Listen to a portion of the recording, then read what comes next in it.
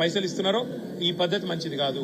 నెలకు 10,000 కోట్ల చొప్పున 23 నెలల్లో రేవంత్ రెడ్డి ప్రభుత్వం 2,30,000 కోట్ల అప్పు చేసింది. ఎక్కడ పోయినాయి మరి పైసలన్నీ? ఒక ఇల్లు కట్టింది లేదు, ఒక ప్రాజెక్టు కట్టింది లేదు, ఒక కొత్త ప్రాజెక్టు తెచ్చింది లేదు, ఒక కొత్త రోడ్డు పోసింది లేదు. ఎక్కడ పోతున్నాయి పైసలు? మరి ఒక సంక్షేమ పథకం అమలు చేసింది లేదు, 6 గ్యారెంటీల అమలు దిక్కు లేదు, మీరిచ్చిన 420 హామీల ఊసు లేదు.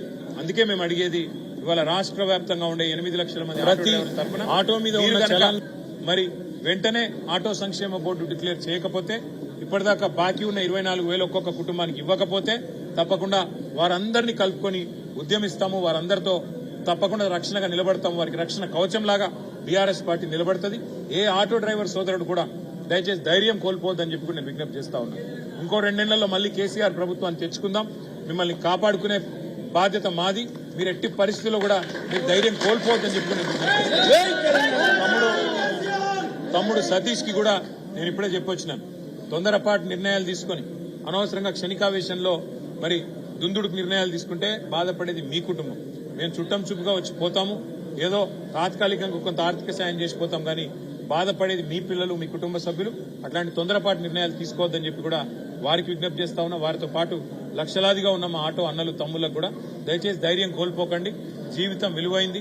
ఇట్లాంటి దుర్మార్గమైన ప్రభుత్వాలు వచ్చినప్పుడు, మీకు ఇబ్బంది పెట్టే పరిస్థితి ఉన్నప్పుడు తట్టుకొని నిలబడే ధైర్యం ఉండాలి, కొట్లాడే ధైర్యం ఉండాలి.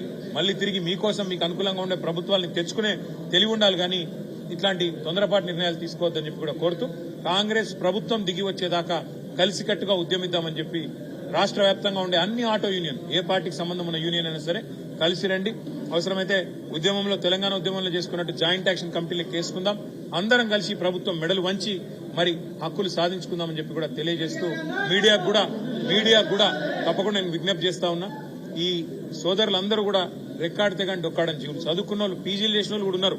వాళ్ళ తరపున నిలబడండి, వాళ్ళ వాదన వినిపించండి, వాళ్ళ వేదన మరి ప్రపంచానికి, ముఖ్యంగా ప్రభుత్వానికి చూపెట్టండి అని చెప్పి కూడా మీడియాను కూడా ప్రార్థిస్తూ థ్యాంక్ యూ.